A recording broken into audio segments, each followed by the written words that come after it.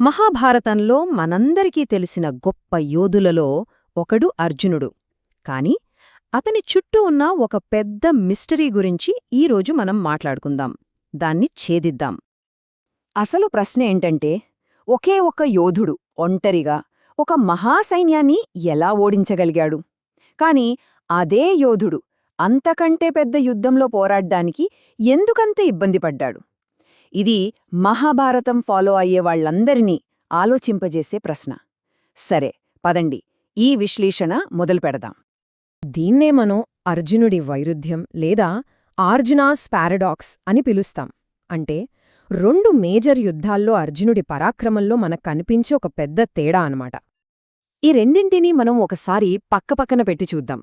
అప్పుడు మనకు క్లియర్గా అర్థమవుతుంది. ఒకవైపు విరాట యుద్ధం. ఇక్కడ అర్జునుడు ఒక్కడే ఒక పెద్ద సైన్యాన్ని ఎదుర్కొన్నాడు. ఫుల్ కాన్ఫిడెన్స్తో చాలా దూకుడుగా ఉన్నాడు. ఇది జస్ట్ ఒక సింగిల్ డిసైసివ్ బ్యాటిల్. మరోవైపు కురుక్షేత్ర సంగ్రామం. ఇది ఏకంగా 18 రోజుల పాటు సాగిన సుదీర్ఘమైన యుద్ధం. ఇక్కడ చూస్తే అర్జునుడు చాలా కన్ఫ్యూషన్లో, సంకోచంతో ఉన్నాడు. విరాట యుద్ధంలో భీష్ముడు, ద్రోణుడు, కర్ణుడు లాంటి మహామహులందర్నీ కలిపి ఒక్కడే ఓడించాడు. కాని కురుక్షేత్రంలో అవే యోధులతో ఫైట్ చేయడానికి చాలా కష్టపడ్డాడు. తేడా చాలా స్పష్టంగా ఉంది కదా? ఒక్కసారి ఆలోచించండి. విరాట యుద్ధంలో అర్జునుడు ఒంటరిగా మొత్తం కౌరవ సైన్యాన్ని వాళ్ల గ్రేటెస్ట్ యోధులతో సహా చిత్తుగా ఓడించేశాడు. ఇది మామూలు విషయం కాదు, ఒక అసాధారణమైన విజయం. అందుకే ఈ వైరుధ్యం మనకు మరింత పెద్దదిగా కనిపిస్తోంది. మరి ఈ తేడాకు కారణం ఏమై ఉంటుంది?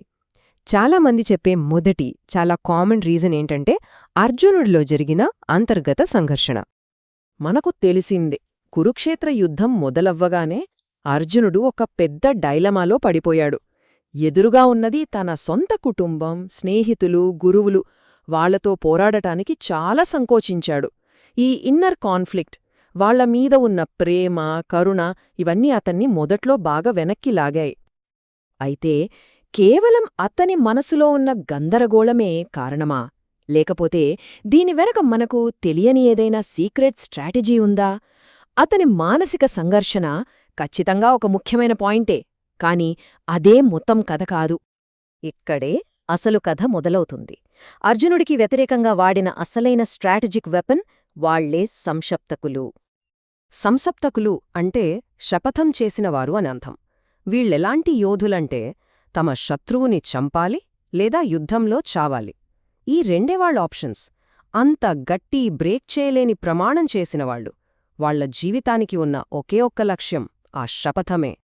వాళ్ల శపథం ఎంత భయంకరంగా ఉంటుందంటే అందులో 3 మెయిన్ పాయింట్స్ ఉంటాయి.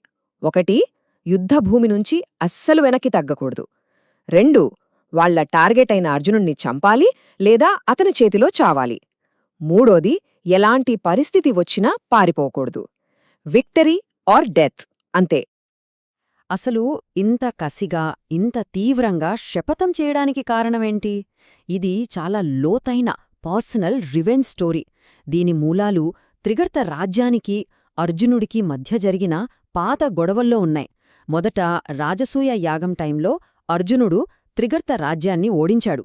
ఆ తర్వాత జయద్రథుడు ద్రౌపదిని ఎత్తుకెళ్లడానికి ట్రై చేసినప్పుడు ఈ త్రిగర్తులు అతనికి సపోర్ట్ చేసి మళ్లీ పాండవుల చేతిలో దెబ్బతిన్నారు. ఇక ఫైనల్గా విరాట యుద్ధంలో గోవులను అపహరించినప్పుడు వాళ్ల రాజు సుశర్మ సైన్యంతో సహా ఓడిపోవటమే కాదు, అర్జునుడి చేతిలో బందీగా పట్టుపడి చాలా అవమానపడ్డాడు. ఈ వరుస ఓటములు, అవమానాలు అర్జునుడి మీద వాళ్ల పగని తారాస్థాయికి తీసుకెళ్లాయి. వాళ్ల డెడికేషన్ ఏ రేంజ్లో ఉందంటే యుద్ధంలోకి అడుగుపెట్టే ముందే సంశప్తకులు వాళ్లకు వాళ్లే అంత్యక్రియలు చేసుకున్నారు. అంటే అర్థం చేసుకోండి, యుద్ధంలో చావు ఖాయమని వాళ్లు ముందే ఫిక్స్ అయిపోయారు. ఇది వాళ్ల సంకల్పం ఎంత తీవ్రంగా ఉందో మనకు చూపిస్తుంది. సరే, మరి ఇదంతా బ్యాటిల్ఫీల్డ్లో ఎలా వర్కౌట్ అయింది? యుద్ధభూమిలో సంశప్తకుల అసలు ప్లాన్ ఏంటి? ఇది ఒక రకంగా చెప్పాలంటే యుద్ధంలోనే మరో యుద్ధమనమాట. ఇక్కడ మనం ఒక విషయం చాలా క్లియర్గా అర్థం చేసుకోవాలి. సంశక్తకులని పంపింది అర్జునుణ్ణి ఓడించి గెలవడానికి కాదు. వాళ్ళు కేవలం ఒక స్ట్రాటజిక్ టూల్. వాళ్ల ఏకైక లక్ష్యం అర్జునుణ్ణి మెయిన్ బ్యాటిల్ఫీల్డ్ నుంచి వేరుచేయడం, తద్వారా పాండవుల అతిపెద్ద బలాన్ని నిర్వీర్యం చేయడం. వాళ్ల స్ట్రాటజీ ఎంత డేంజరస్గా సక్సెస్ అయ్యిందో చెప్పటానికి 13వ రోజు జరిగిన విషాదమే పర్ఫెక్ట్ ఎగ్జాంపుల్. స్టెప్ 1, సంశప్తకులు రోజులాగే అర్జునుడికి సవాలు విసిరారు. స్టెప్ 2, వాళ్లు అర్జునుడిని యుద్ధభూమిలో ఒక మారుమూల ప్రదేశానికి లాకెళ్లారు, అక్కడ అతనితో ఒక భీకరమైన యుద్ధంలోకి దించారు. స్టెప్ 3, అర్జునుడు అలా దూరంగా బిజీగా ఉండటంతో ద్రోణుడు అభేద్యమైన చక్రవ్యూహాన్ని పన్నాడు. ఇక ఫైనల్గా స్టెప్ 4, అర్జునుడు కొడుకు అభిమన్యుడు ఆ వ్యూహంలోకి ఒంటరిగా వెళ్లి చిక్కుకుని అధర్మంగా చంపబట్టాడు. చూసారా, అర్జునుడుము పక్కకు తీసుకెళ్లడంలో సంశప్తకులు సక్సెస్ అయ్యారు, కాని దాని పర్యవసానం చాలా ఘోరంగా ఉంది. వాళ్ల కమిట్మెంట్ ఎంత స్ట్రాంగ్గా ఉందో చెప్పడానికి మహాభారతంలోని ద్రోణపర్వంలో ఉన్న వాళ్ల శపథమే సాక్ష్యం. మేము యుద్ధంలో పార్థుడిని చంపుతాము, లేదా మేమే అంతమవుతాము. ఇంతకంటే క్లియర్గా వాళ్ల ఉద్దేశ్యాన్ని ఎవ్వరూ చెప్పలేరు.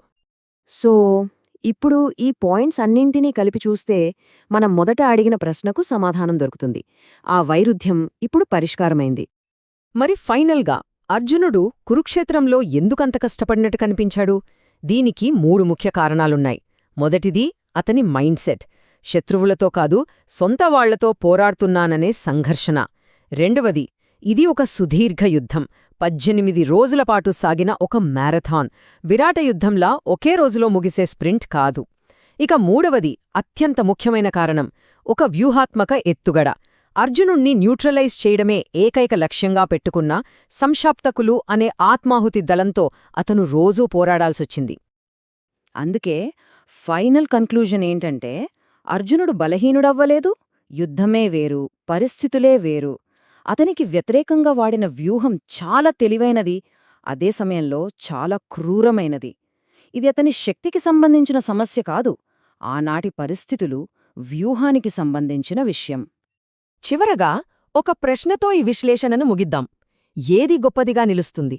ఒక హీరో సాధించిన విజయం గొప్పదా, లేక ఒక యోధుడు చేసిన ఉల్లంఘించలేని శపథం గొప్పదా? ఇది గౌరవం, పగ, త్యాగం ఇలాంటి ఎన్నో విషయాల మీద మనల్ని ఆలోచింపజేస్తుంది.